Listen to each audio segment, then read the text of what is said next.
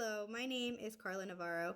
Taking the Focus 2 in Young Typology assessment gave me a sense of validity and knowledge that I was on the right career path that matched my interests, values, skills, and abilities.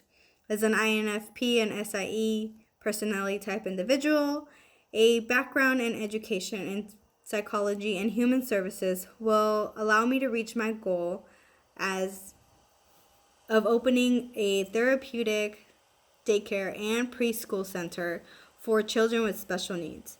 As I thoroughly researched the educational requirements, job description, salary, and work environment of a developmental and school psychologist, I believe these two careers will allow me to reach that goal.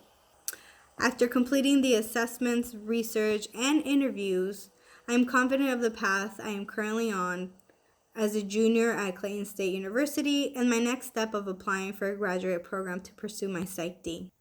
A developmental psychologist evaluates primarily children to determine if there are any developmental delays or any other health problems.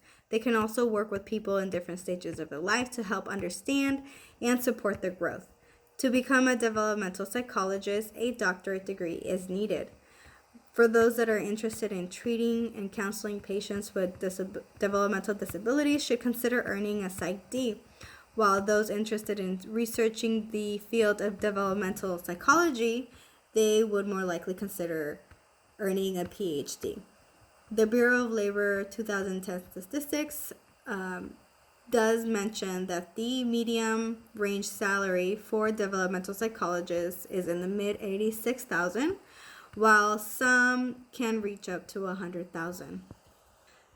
A developmental psychologist work setting can be in schools such as colleges and universities where they would be conducting research and teaching, as well as evaluating students for better classroom placements.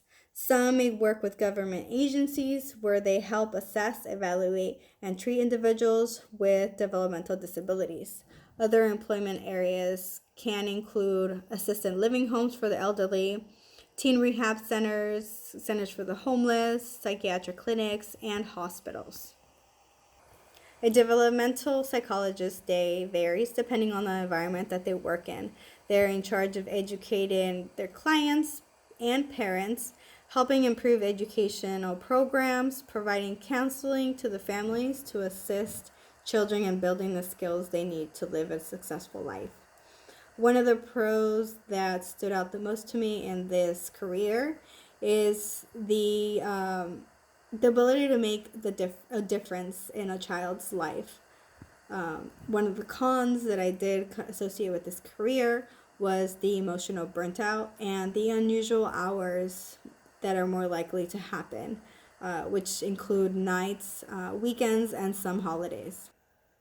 Okay, so school psychologists work with individual students, groups of students to deal with behavioral problems, academic difficulties, disabilities, and other issues.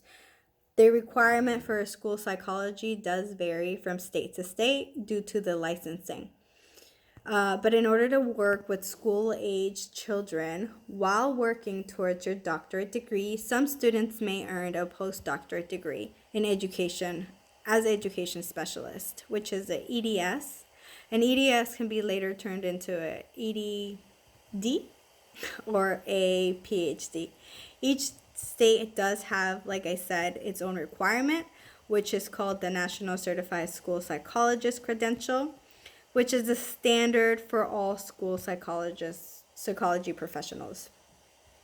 Now, the National Certified School Psychologist credential does have its own requirements, which include a graduate degree in School of Psychology, 1,200 hours of internship, and a Praxis 2 school psychology exam.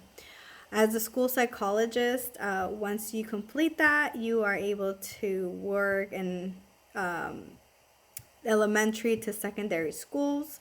Some may also work in private clinic hospitals and state agencies.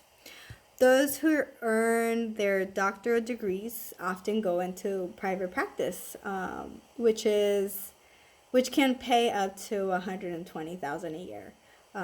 The range for a school psychologist can be from 44,000, like I said, up to 120,000 if they have their own private practice.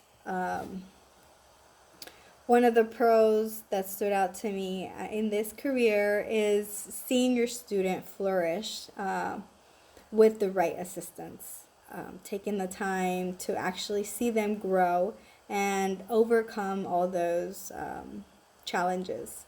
But as well as with a developmental psychologist, the con that I did see was the emotional burnt out and the stress levels that may come from dealing with difficulties faced by the student and by the parent. After completing this research, I am very confident in my decision to continue pursuing my education in psychology. I do plan on pursuing my graduate degree in developmental psychology, but in the meantime, I am working towards completing my bachelor's in science in psychology at Clayton State.